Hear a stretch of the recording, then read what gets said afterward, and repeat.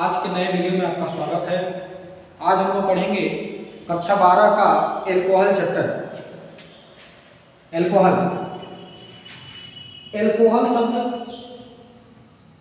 Aliphatic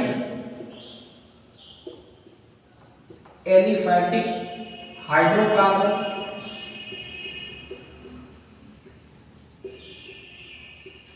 के hydroxy व्युत्पन्न से बना है।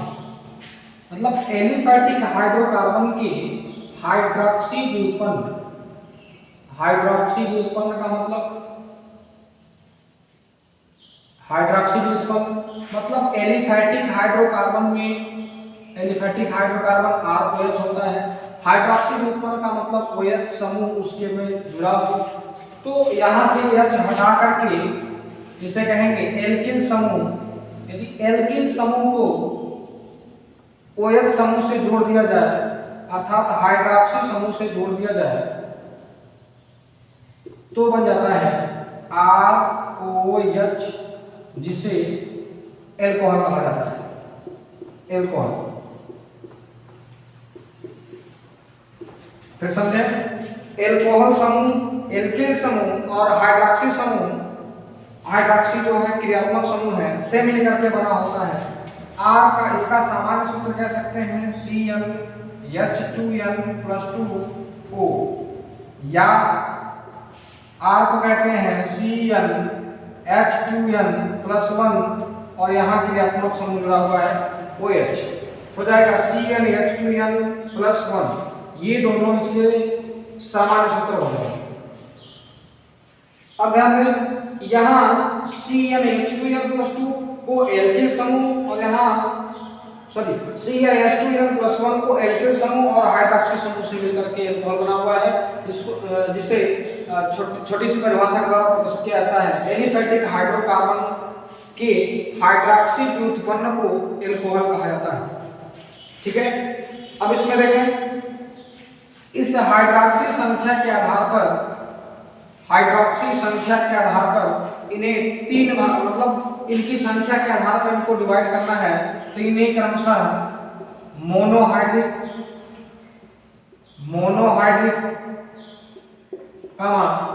डाईहाइड्रिक,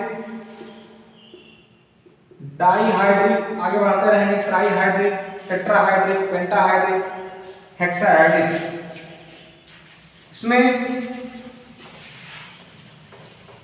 एक एग्जांपल देखें इसका। एग्जांपल में CH3OH, ये है मोनोहाइड्रिक,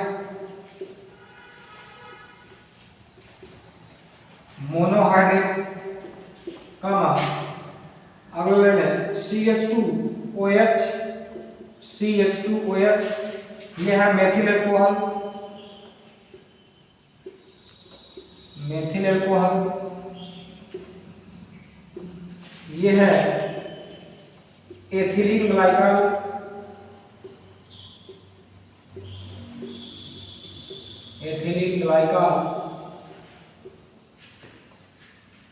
इसे डाईहाइड्रिक कहा जाता है। OH की संख्या 2 है इसलिए डाईहाइड्रिक। ट्राईहाइड्रिक में ग्लूकोज CH2, इसमें हाइड्रॉक्सी समूह की संख्या 3 होने के कारण इसे ट्राईहाइड्रिक कहा जाता है। ट्राईहाइड्रिक, और इसका साधारण नाम ग्लूकोज है। आगे देखें, अब इसमें हम लोगों को करना है मोनोहाइड्रिक एल्कोहल बनाने की विधि। पहले हम इसको पढ़ेंगे, IUPAC नाम इसका कैसे बनाते हैं, या साधारण नाम क्या कहते हैं इसको, साधारण नाम में IUPAC नाम में पढ़ना है। मोनोहाइड्रिक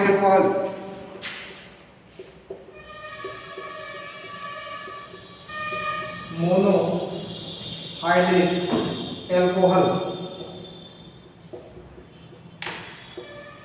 मोनोहाइड्रिक एल्कोहल, इसका सामान्य सूत्र CnH2n+2O या CnH2n+1OH होता है। अब एग्जाम्पल लेते हैं, CH3OH को कहा जाता है, साधारण नाम इसका है मेथिल एल्कोहल, मेथिल एल्कोहल। और इसका आईयूपीएसी नाम हो जाएगा, कार्बन की संख्या 1 की वजह से मेथेन और एक हाइड्रोक्सी समूह जुड़ा हुआ है उसके लिए जोड़ा जाता है आल, तो हो जाएगा मेथेन धन आल बराबर मेथेन। ऐसे ही C2H5OH इसका नाम है एथिल एल्कोहल। एथिल एल्कोहल इसका आईयूपीएसी नाम है एथेनॉल। आगे बढ़ाएंगे C3H7OH propyl alcohol. Propyl alcohol propanol. Propanol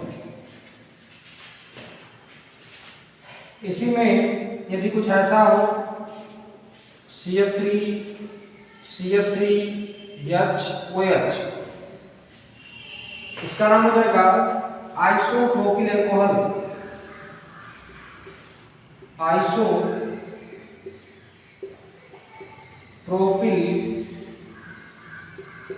alcohol और इसका आईयूपीएसी नाम हो जाएगा 1 2 3 3 और दूसरे नंबर पे हाइड्रोक्सी समूह जुड़ा हुआ है इसलिए हो जाएगा 2 हाइड्रोक्सी प्रोपेन। 2 हाइड्रोक्सी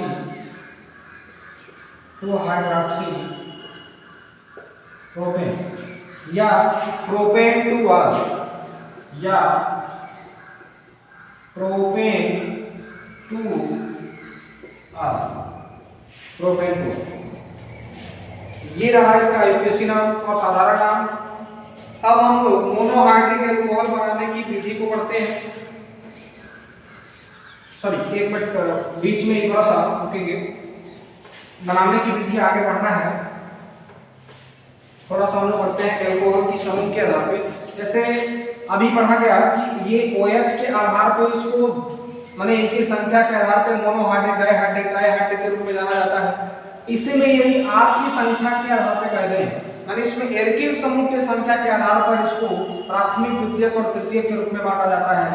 यदि CH2 और यहाँ एक R जुड़ा हो, एक एल्किल समूह जुड़ा हो तो ये होता है प्राथमिक एल्कोहल। प्राथमिक एल्कोहल और यदि ये H हटाते जाएं, एक एक H हटाते जाएंगे और वहां एल्किल समूह की संख्या बढ़ाते जाएंगे तो इनके आधार पर ये हो जाएंगे डाई, यहाँ R और R डैश कर देते हैं, यहाँ हो जाएगा OH। ये हो जाता है द्वितीयक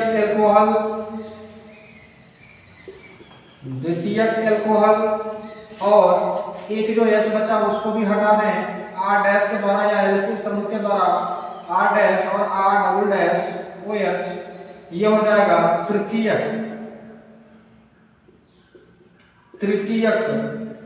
एल्कोहल।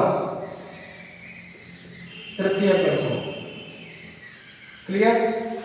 मतलब यदि R के आधार पर देखा जाए तो ये 3 प्रकार के होते हैं, प्राथमिक, द्वितीयक और तृतीयक। उसी प्रकार हाइड्रोक्सी समूह के आधार पर, हाइड्रोक्सी समूह की संख्या के आधार पर ये मोनोहाइड्रिक, डाइहाइड्रिक के रूप में जाने जाते हैं। अब देखें इनकी समावयवता थोड़े से उसके बारे में चर्चा कर लें। समावयवता किसे कहते हैं? समावयवता आइसोमेरिज्म ऑफ एल्कोहल। यहाँ एल्कोहल की समावयवता के बारे में पढ़ना है। तो समावयवता क्या होता है? ऐसे यौगिक जिनके अणु सूत्र समान तथा उनके भौतिक तथा रासायनिक गुण परिवर्तित हो जाते हैं। जैसे यदि किसी यौगिक का समावयवता आइसोमेरिज्म ऑफ एल्कोहल, मतलब एल्कोहल की समावयवता को देखना है। इस समावयवता एल्कोहल के लिए ध्यान देंगे, इससे पहले जानना होगा कि समानता किसे कहते हैं। ऐसे यौगिक जिनकी अणुसूत्र समान तथा उनके भौतिक और रासायनिक गुण परिवर्तित हो जाते हैं। इसके लिए एक एग्जाम्पल बताया गया था, ये सब आप लोग 11 में पढ़े होंगे, C2H5OH। और एक एग्जाम्पल ले लेते हैं CH3OCH3। यहाँ इसे एल्कोहल के रूप में देखा जाता है, एल्कोहल, और यहाँ ये ईथर के रूप में होता है। अर्थात यहाँ इसकी क्रियात्मक समूह है वो हाइड्रोक्सी है और यहाँ ऑक्सी के रूप में है। अर्थात ये इस समय एल्कोहल है और यहाँ क्या है, ईथर के रूप में है। तो यहाँ एल्कोहल की समावता कुल 2 प्रकार की होती है। एक तो क्रियात्मक समूह समावता, क्रियात्मक समूह समावता, और दूसरा चेन आइसोमेरिज्म, मतलब श्रृंखला समावयवता। देखें, क्रियात्मक समूह समावता और श्रृंखला समावता दोनों ही एक संरचनात्मक समावता है। दोनों संरचनात्मक समावता के अंतर्गत आते हैं। संरचनात्मक समावता, अब इसकी परिभाषा में कह सकते हैं कि ऐसे संरचनात्मक समायवी जिसमें क्रियात्मक समूह की भिन्नता के कारण भौतिक तथा रासायनिक गुण में परिवर्तन होता है, उसे क्रियात्मक समूह समावता कहा जाता है। तथा उसी में आगे कह सकते हैं ऐसे संरचनात्मक समायवी जिनके श्रृंखला में भिन्नता के कारण भौतिक तथा रासायनिक गुणों में परिवर्तन हो जाता है, उसे श्रृंखला समावता कहा जाता है। तो एक एग्जाम्पल देखिए क्रियात्मक समूह समावता का, जो ये है, और एक एग्जाम्पल देख रहे हैं श्रृंखला समावता का। श्रृंखला समावता,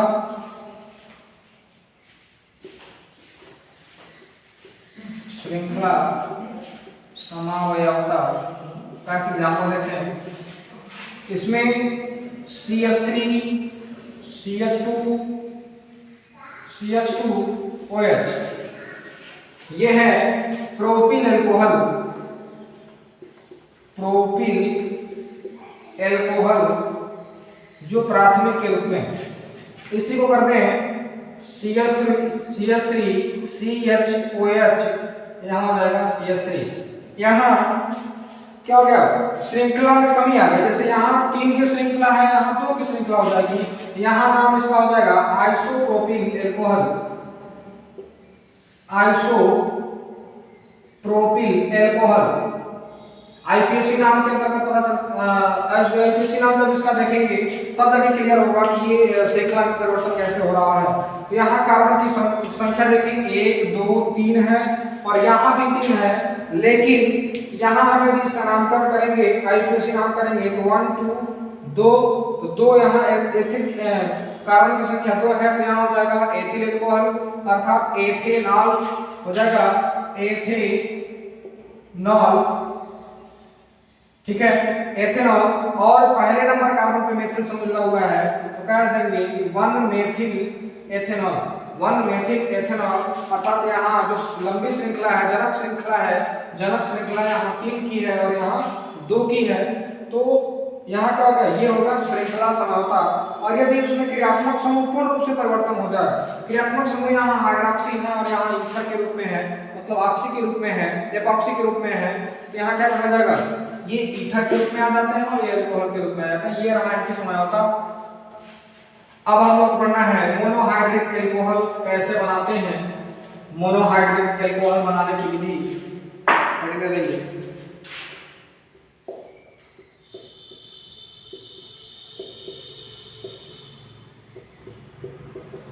मोनोहाइड्रिक एल्कोहल बनाने की विधि जो पहले से हम लोग पढ़ते आते हैं, उसमें हर जगह यही पढ़ा जाता है, उनको बनाने की विधि पढ़ा जाता है। बनाने की विधि पढ़ने के बाद भौतिक तथा रासायनिक गुण पढ़ा जाता है। भौतिक तथा रासायनिक गुण पढ़ने के बाद उसका उपयोग देखा जाता है दैनिक जीवन में। तो हम लोग बनाने की विधि में पहली विधि होगी एल्किल हैलाइडों के जल अपघटन द्वारा। एल्किल हैलाइडों के जल अपघटन द्वारा।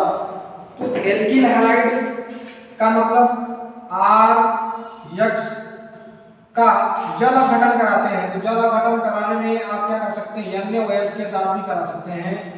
Ag सिल्वर का हाइड्रोक्साइड लेंगे, उससे भी करा सकते हैं, जिसको नम सिल्वर ऑक्साइड कहा जाता है। यदि इन दोनों की अभिक्रिया कराएं, ठीक है, दोनों के दोनों जलीय होंगे, नम होंगे, तो जब एल्किल हैलाइड की क्रिया सोडियम हाइड्रोक्साइड के साथ कराएंगे, तो यहाँ पहले ही बताया गया है कि Na और X दिख जाए तो सबसे पहले बनता है NaX। क्या बन जाएगा, NaX प्लस, अब जो OH दिख रहा है R के साथ ऐड हो जाएगा ROH एल्कोहल। सेम ऐसे ही यहाँ AgX बाहर हो जाएगा और ROH यहाँ भी बन जाएगा, ठीक है।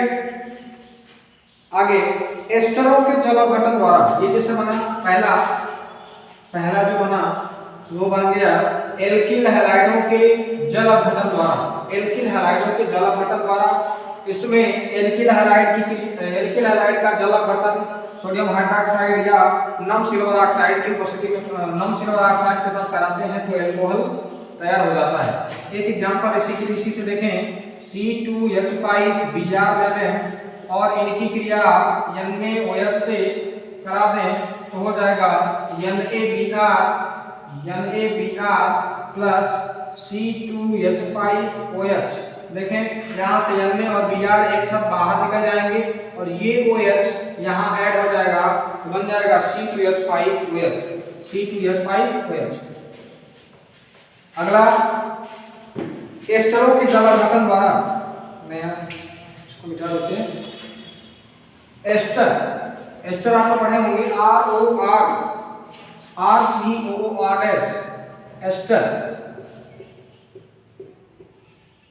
एस्टरों का के जल अपघटन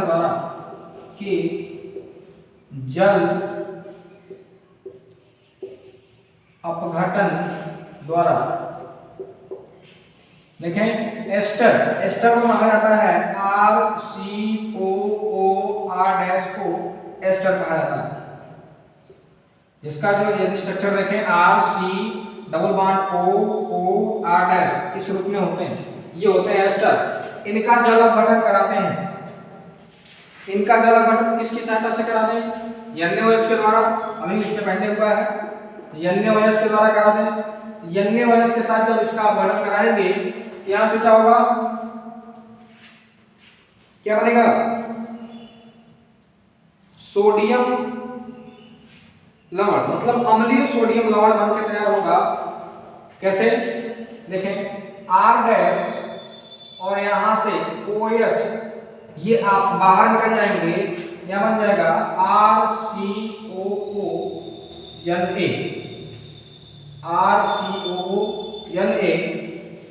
ये अम्लीय सोडियम लवण कह सकते हैं, अम्लीय सोडियम लवण क्यों कहा जा रहा है,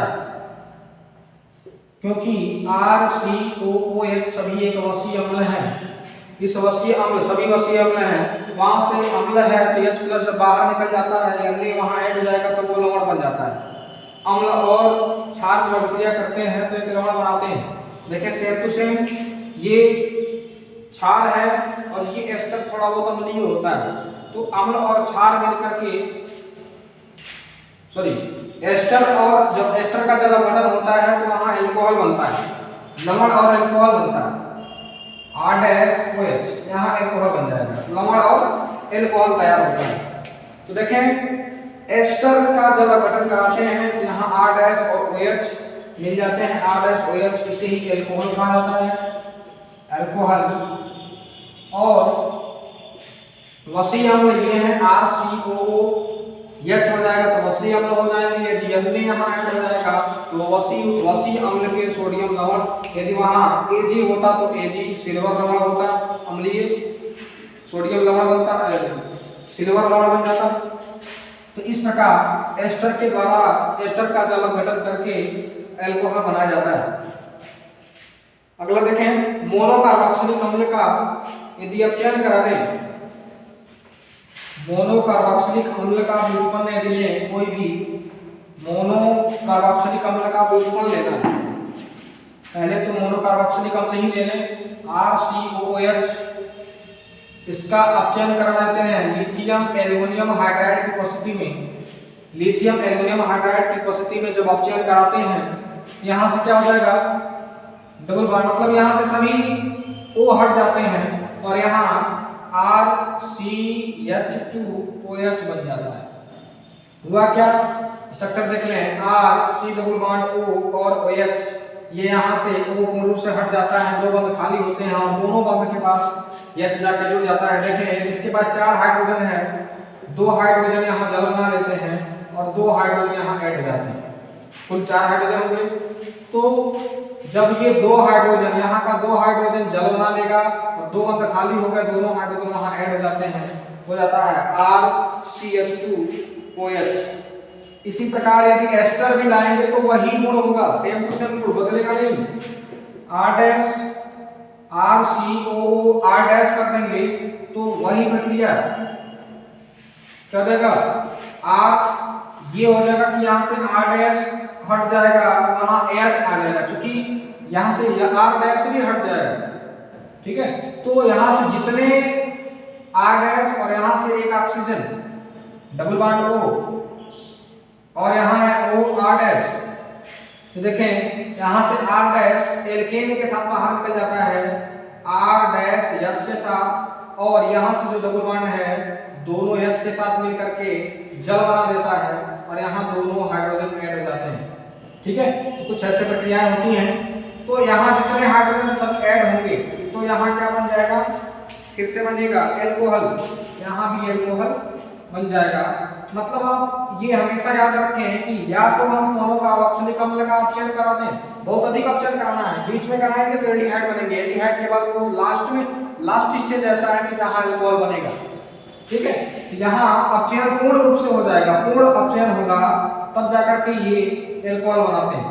पूर्ण अपचयन नहीं होगा तो बीच में यदि होता है तो एल्डिहाइड बनेगा, एल्डिहाइड बनने के बाद तब एल्कोहल बनता है, ठीक है। ये फिर से समझ लें, मोनोकार्बोक्सिलिक अम्ल का लिथियम एल्युमिनियम हाइड्राइड, एक बार और पढ़े थे, लिथियम एल्युमिनियम हाइड्राइड की क्रिया हमेशा ईथर की उपस्थिति में होती है, ईथर की उपस्थिति होती है।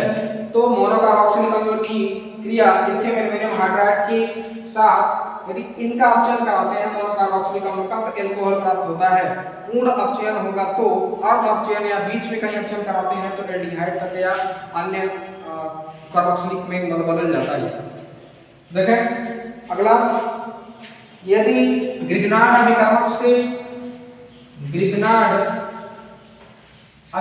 की क्रिया एल्डिहाइड के साथ, फॉर्मेल्डिहाइड के साथ कराते हैं, क्योंकि यहाँ हम लोग पढ़ेंगे प्राथमिक द्वितीयक और तृतीयक एल्कोहल कैसे बनाते हैं। तो प्राथमिक द्वितीयक तृतीयक एल्कोहल कैसे बनेगा, प्राथमिक एल्कोहल यहाँ से, क्योंकि वो भी मोनोहाइड्रिक एल्कोहल के अंतर्गत ही आता है। मोनोहाइड्रिक एल्कोहल 3 प्रकार से कोई होता है, प्राथमिक एल्कोहल, द्वितीयक एल्कोहल और तृतीयक एल्कोहल। यहाँ से तीनों बन सकता है, RMgX, यह है ग्रिग्नार्ड अभिकर्मक। इनकी क्रिया यदि HCHO के साथ कराते हैं, HCHO के साथ कराएंगे तो क्या बनेगा, थोड़ा सा विस्तार में देखें। HCHO, HC double bond O और H, यहाँ कराना है RMgX से। यहाँ क्या होगा, ग्रिग्नार्ड अभिकर्मक में R हमेशा माइनस में होता है, पार्शियल नेगेटिव पार्शियल पॉजिटिव में होता है। ये भी बंद टूटेगा, जब ये बंद टूटेगा तो यहाँ माइनस यहाँ प्लस आएगा, ऐसे ही यहाँ भी माइनस यहाँ प्लस आएगा। जब टूट जाएंगे तो नहीं टूटेंगे तो वहाँ पार्शियल रहेगा, तो प्लस वाला माइनस पर और माइनस वाला प्लस पर अटैक करेगा और ये अभिक्रिया योग अभिक्रिया होगी तत्काल। HC सिंगल बंद हो जाएगा, यहाँ पे सिंगल बंद, यहाँ एक बंद टूट गया है, यहाँ जुड़ जाएगा MgX, यहाँ पे OMgX और यहाँ जुड़ जाएगा ऊपर R, ये जुड़ जाएगा R, ये डैश R रहेगा, ठीक है। तो यहाँ R ये बन गया। अब ध्यान दें, इनका हम लोग अपघटन कराते हैं।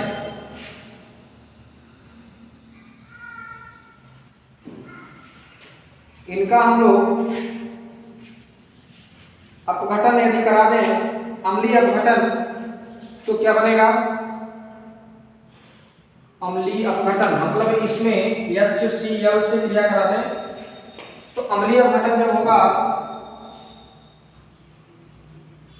तो यहां से एल्कोहल तैयार हो जाता है, प्राथमिक एल्कोहल।